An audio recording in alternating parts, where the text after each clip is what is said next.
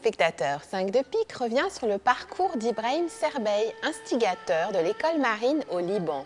Né en 1865 et décédé en 1931 à Beyrouth, Ibrahim Cerbey réalise ses études artistiques dans un établissement scolaire de l'Empire ottoman à Beyrouth.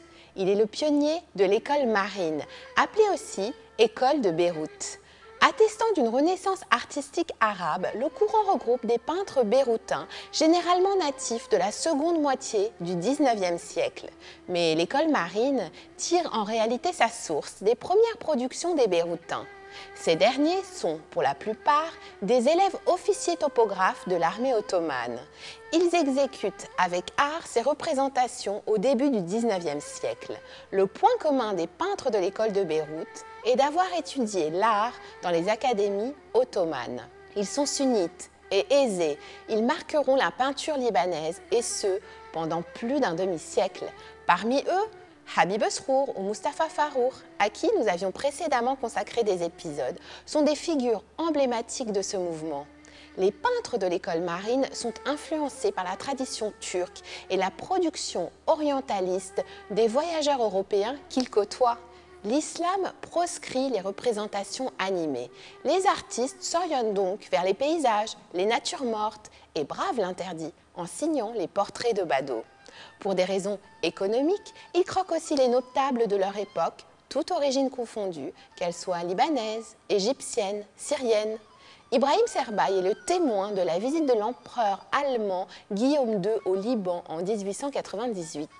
Son pinceau rend compte de ce séjour. L'empereur, emporté par la beauté de la ville Soleil, finance une expédition archéologique pour restaurer les temples de Baalbek.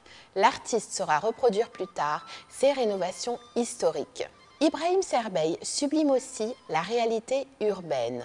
Son souci du détail lui vaudra de nombreuses comparaisons avec Canaletto, célèbre peintre vénitien réaliste du XVIIIe siècle.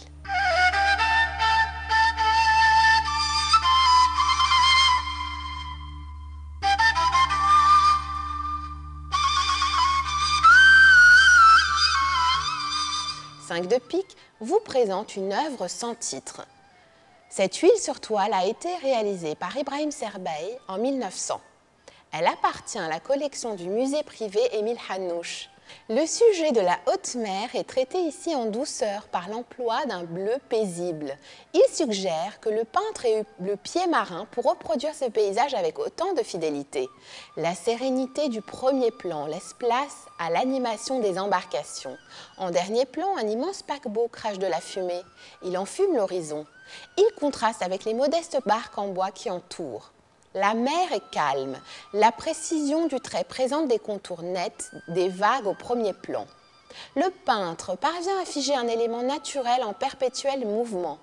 La luminosité est transparente, limpide, dans la lignée de la production flamande classique et des grandes perspectives anglaises. Ibrahim Cerbey offre une profondeur en jouant sur des dégradés de couleurs.